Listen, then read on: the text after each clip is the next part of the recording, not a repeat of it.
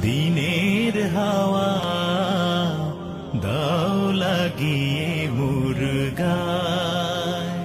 হেদায়েত দাও প্রভু, হেদায়েত দাও প্রভু। সুপ্রিয় এলাকাবাসী, আসসালামু আলাইকুম। ভর্তি চলছে, ভর্তি চলছে, ভর্তি চলছে।